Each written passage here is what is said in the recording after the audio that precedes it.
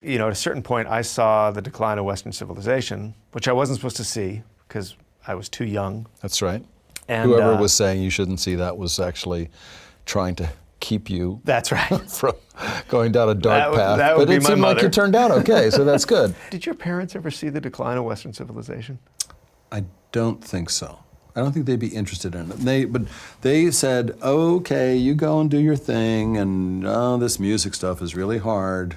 Like, did you ever like, were you estranged from them, or were you, did you have your issues, or were you always close to them? No, we had our issues, like any, healthy parent-child. But they said, okay, go do that thing.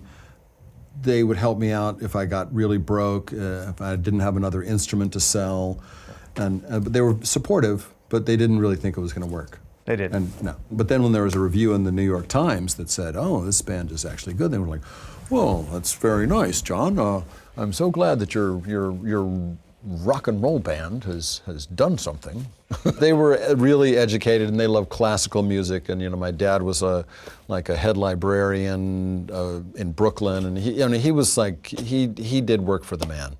But he hid away in the library system, and so that's another story. You can. Well, this would have been great information for me to have when I was in 8th grade. Oh, no. When my mom said, they're all on drugs, they're all you can't go see them, you can't, and she was and right. If I could have said, look, see that guy? His dad's the head librarian. That guy, he's got a college degree. You would have abandoned us. You would have said, "That's bullshit. I would. That's not rock and roll." I would have. That's fucking horseshit. I think that scene in the decline of Western civilization, and you were tattooing somebody. Yeah, Top Jimmy, I think. Like home tattooing with just. Yeah, and we were high on speed. But I could see. You forget to say that. Well, okay. And we had also played 2 shows at the Whiskey that night, and we had agreed to have Penelope film us at this tiny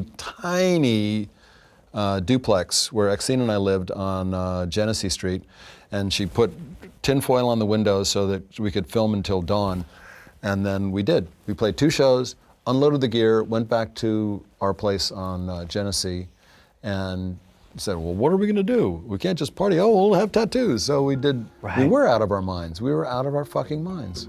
We were being bohemians and taking the risks and being outlaws and saying, fuck it, man, deal with it.